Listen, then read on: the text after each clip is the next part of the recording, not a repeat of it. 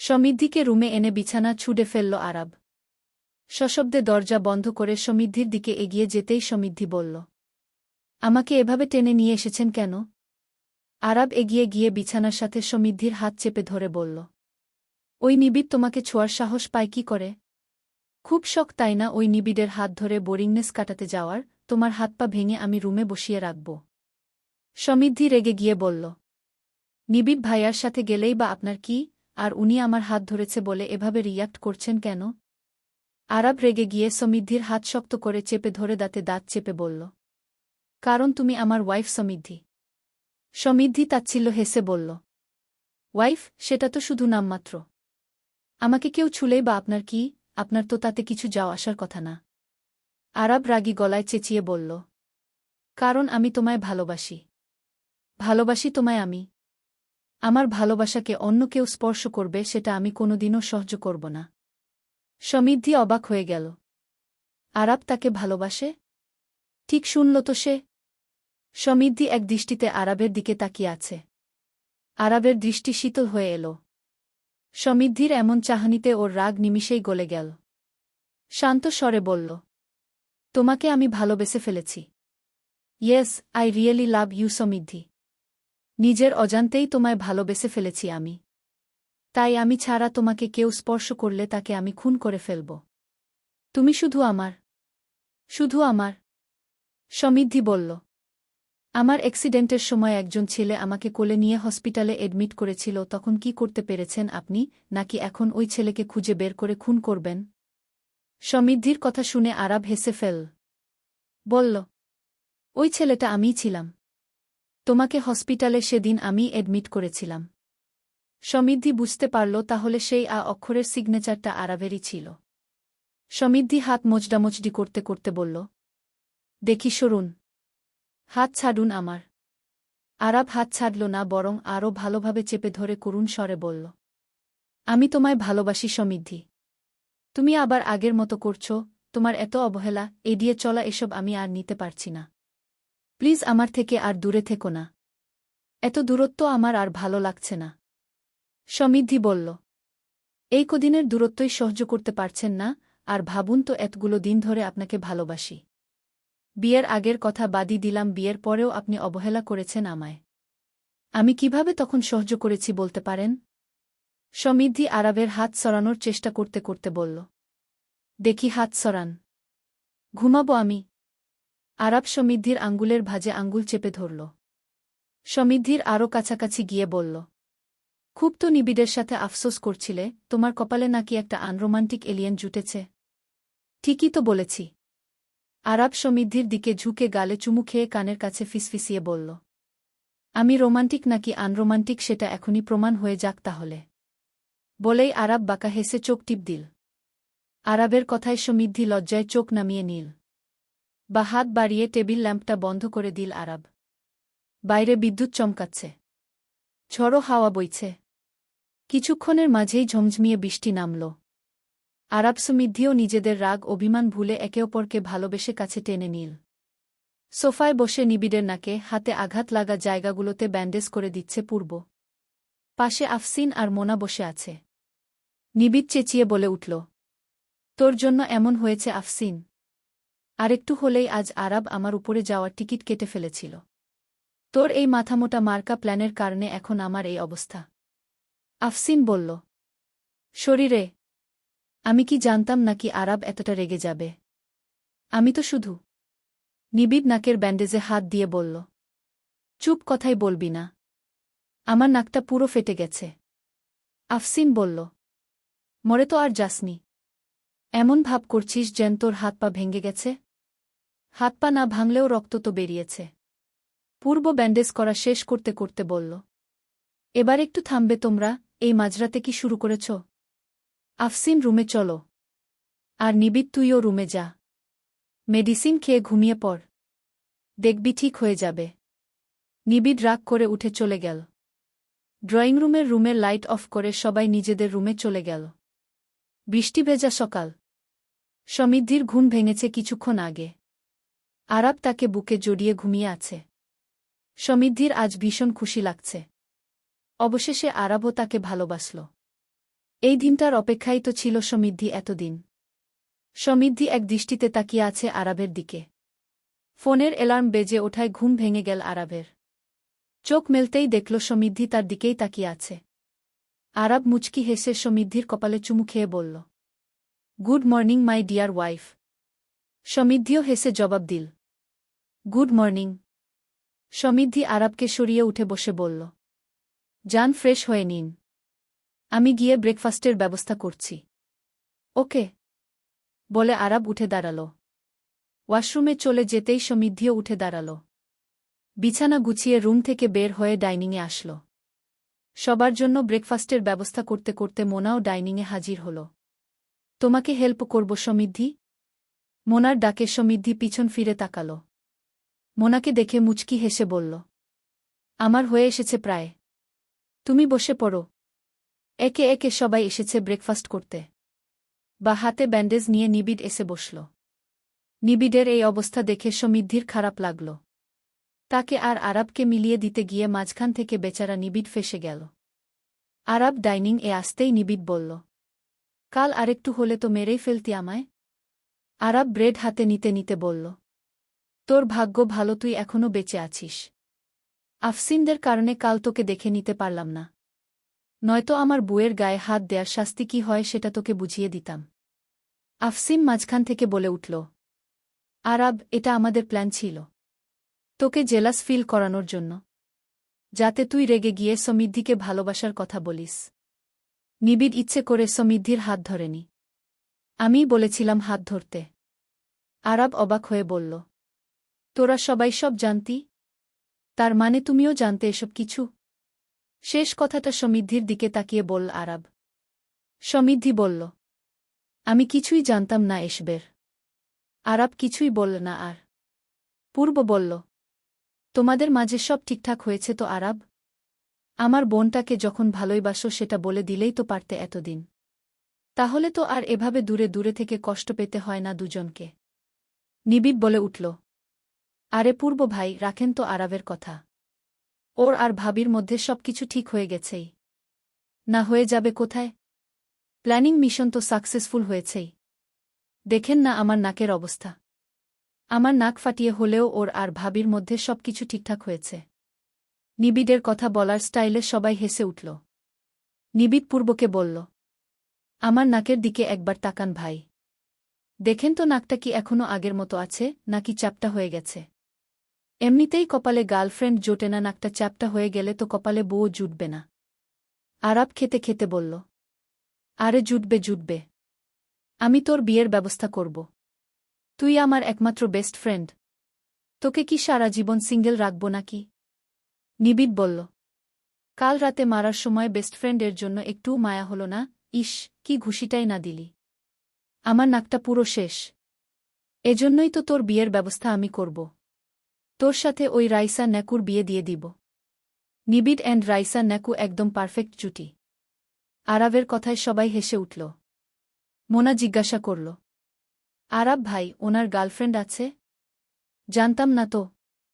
আরে না, গার্লফ্রেন্ড নেই। আমি ঠিক করেছি, ওর সাথে রাইসার বিয়ে দিলেই পারফেক্ট হবে। আফসিন, পূর্ব আর সমৃদ্ধি হাসছে। নিবিড় খাবার টেবিল ছেড়ে উঠে আরাবের কাছে গিয়ে দাঁড়িয়ে কানে কানে বলল, ভাই মাফ চাই তোর কাছে। এবার অফ যা প্লিজ। তুই এমন করলে তো মোনার সাথে আমার লাইনটা সেট আপ করতে পারব না। নিবিড়ের কথা শুনে আরাব হো হো করে হেসে উঠল। বলল, আচ্ছা যা, আর বলব না। ব্রেকফাস্ট শেষ কর, তারপর আমার সাথে বেরোবি। এই নাক নিয়ে বেরোব? বেশি কথা বললে এখন তো নাক আছে, তারপর আর নাকটাও থাকবে না। তাই চুপচাপ খাওয়া শেষ করে আমার সাথে বেরোবি। নিবিড় আতকে উঠে নাক ধরে বলল, হায় আল্লাহ, এই কেমন ছেলেকে তুমি আমার বেস্ট ফ্রেন্ড বানিয়েছ, কথায় কথায় শুধু হুমকি দেয়া। নিবিড়ের কথা শুনে সবাই হেসে উঠল। চলবে। আরাবদের বাসায় ড্রয়িং রুমটা খুব সুন্দর করে সাজানো হয়েছে। ব্রেকফাস্টের পর আরাব নিবিড়কে নিয়ে বেরিয়েছিল সমৃদ্ধির বার্থডের জন্য সব কিছু অ্যারেঞ্জ করতে। দুপুরের দিকে তাওহিদ জামান আর মরিয়ম রহমান বাড়ি ফিরেছেন। কিছুক্ষণ আগে ইনশাদ রহমান আর ফাতেমা রহমান ওনারাও এসেছেন। অনন্যা আর নিলয়েরও আসার কথা ছিল, কিন্তু অনন্যার শরীরটা তেমন ভালো নেই, তাই আসতে পারছে না। সমৃদ্ধির জন্য গিফট কিনে সেগুলো আফসিনের রুমে রেখেছিল আরাব। সেখান থেকেই একটা ব্যাগ নিয়ে নিজের রুমে এলো। সমৃদ্ধি একটা থ্রিপিস পরে নিয়েছে। ড্রেসিং টেবিলের সামনে বসে চুল ঠিকঠাক করছে। অলমোস্ট রেডি সে। আরাব রুমে এসে সমৃদ্ধির পেছনে দাঁড়াল। আয়নার দিকে তাকিয়ে সমৃদ্ধিকে দেখছে আরাব। সমৃদ্ধি আরাবের দিকে তাকিয়েই বলল, কিছু বলবেন? আমার জন্য আরেকটু কষ্ট করতে হবে এখন তোমাকে? কি করতে হবে? আরাব পেছন থেকে ব্যাগটা এনে সমৃদ্ধির সামনে ধরে বলল, এটা পরে নাও। আমি তো রেডি হয়ে গেছি। আরাব অনুরোধের স্বরে বলল, আমার জন্য প্লিজ। আরাবের রিকোয়েস্ট সমৃদ্ধি ফেলতে পারল না। সমৃদ্ধি আরাবের দিকে তাকিয়ে মুচকি হেসে ব্যাগটা হাতে নিয়ে বলল, আচ্ছা ঠিক আছে, আমি পরব। আরাব সমৃদ্ধিকে জড়িয়ে ধরে ওর গালে চুমু খেয়ে স্লো ভয়েসে বলল, happy birthday my dear wife. Love you so much Samriddhi. I hope এই শাড়িটা পরলে তোমাকে দারুণ লাগবে। সমৃদ্ধি লজ্জা পেয়ে মাথা নিচু করে নিল। আরাবের এমন স্লো ভয়েসের কথা শুনলে সমৃদ্ধির হার্টবিট বেড়ে যায়। সমৃদ্ধিকে লজ্জা পেতে দেখে আরাব বলল, সমৃদ্ধি রহমান দেখি আবার লজ্জাও পায়। আরাবের কথায় সমৃদ্ধি রাগী দৃষ্টিতে আরাবের দিকে তাকাতেই সমৃদ্ধিকে ছেড়ে দিয়ে উঠে দাঁড়াল আরাব। রুম থেকে বেরিয়ে যেতে যেতে বলল, এভাবে তাকাচ্ছ কেন? যা সত্যি তাই তো বললাম। এনিওয়ে আমি নিচে গেলাম। চেঞ্জ করে শাড়িটা পরে এসো। সবাই তোমার জন্য ওয়েট করছে। সমৃদ্ধি মুচকি হেসে বলল, আপনি যান, আমি আসছি। আরাব বেরিয়ে যেতেই সমৃদ্ধি ব্যাগটা খুল। গাঢ় সবুজ রঙের একটা জর্জেট শাড়ি। ভেতরে ম্যাচিং কসমেটিক্সও আছে। সমৃদ্ধি সেগুলো নেড়েচেড়ে দেখল। তারপর শাড়িটা পরে রেডি হয়ে ড্রয়িং রুমে এলো। ড্রয়িং রুমে সবাই আছে। সমৃদ্ধি আসতেই আরাব ওর দিকে এগিয়ে গেল। ধীরস্বরে বলল, আমার ভাবনার থেকেও তোমাকে বেশি সুন্দর লাগছে। সমৃদ্ধি কিছু বলল না, শুধু হাসল। আরাব ওর হাত ধরে কেক কাটতে নিয়ে এলো। সমৃদ্ধি ফু দিয়ে দিয়ে মোমবাতি নিভিয়ে কেক কাটল। সবাই ওকে হ্যাপি বার্থডে উইশ করল। এক টুকরো কেক হাতে নিয়ে প্রথমে আরাবকে খাওয়াল। আরাবও সমৃদ্ধিকে কেক খাইয়ে দিল। তারপর কেক কেটে বাকি সবাইকে খাইয়ে দিল সমৃদ্ধি। রাতে ডিনার সেরে রুমে চলে আসে আরাব। সমৃদ্ধি আরাব আর ওর জন্য 2 কাপ কফি বানিয়ে রুমে এলো। রুমে আসতেই দেখল পুরো রুম অন্ধকার। সমৃদ্ধি রুমে আসতেই বেলকনি থেকে আরাবের কণ্ঠ শোনা গেল, এদিকে এসো। সমৃদ্ধি বেলকনির দিকে তাকাতেই দেখল আরাব সেখানে দাঁড়িয়ে আছে। পরনে হালকা গোলাপি রঙের ফুল হাতা শার্ট, যেটা কোনই পর্যন্ত ফোল্ড করা। এটা কিছুদিন আগে সমৃদ্ধি গিফট করেছিল আরাবকে। সমৃদ্ধি কফির মগ নিয়ে আরাবের কাছে গেল। এই নিন কফি। সমৃদ্ধির কণ্ঠে পিছন ফিরে তাকাল আরাব। মুচকি হেসে কফিটা নিয়ে সমৃদ্ধিকে নিয়ে বেতের সোফায় বসল। আকাশে আজ একাদশীর চাঁদ ঝলমল করছে। কফির মগে চুমুক দিয়ে সমৃদ্ধির দিকে তাকাল আরাব। এক হাতে জড়িয়ে ধরে বলল, ক্রিকেটার আশফিয়ান আরাবের সাথে মাঝরাতে বসে চাঁদ দেখছ, কফি খাচ্ছ। কেমন লাগছে?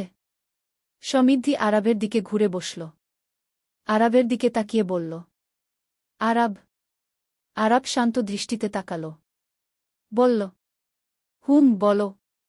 সমৃদ্ধি এক দৃষ্টিতে আরাবের দিকে তাকিয়েই বলল, আপনি ক্রিকেটার বলে আমি আপনাকে ভালোবাসিনি। আপনাকে যখন আমি প্রথম দেখি তখন আমি জানতামও না আপনি ক্রিকেটার।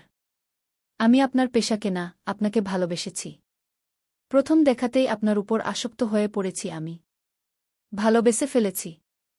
আরাব অবাক হয়ে বলল, কোথায় দেখেছ?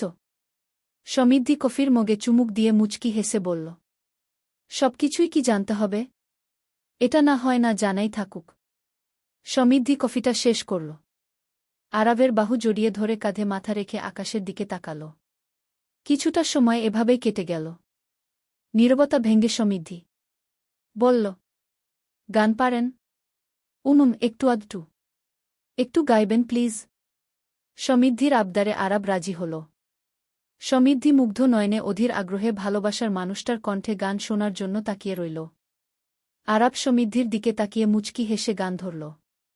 ইহ এসমেন থের ফেরন মিন হেই তু মেরে জ্যান মির খেরন মিন হেই তেরা রেং হে লল ধাউত সোরজ খে জেস ইতনা ফুবসুরত কোই লাগতা হে case. Aja main betan tui kaya raka. Main tera name nesha raka. Of jab jab bo muj lagta hai yun. Jays koi gay ragni. Ham tushko senam o senam idna chehenj. Jays chan ko che channi. Ham tushko senam o senam idna chehenj. Jays chan ko che channi. Arab গান শেষ করতেই সমৃদ্ধি বলল, আপনার মতোই আপনার গানের voice ভীষণ sweet.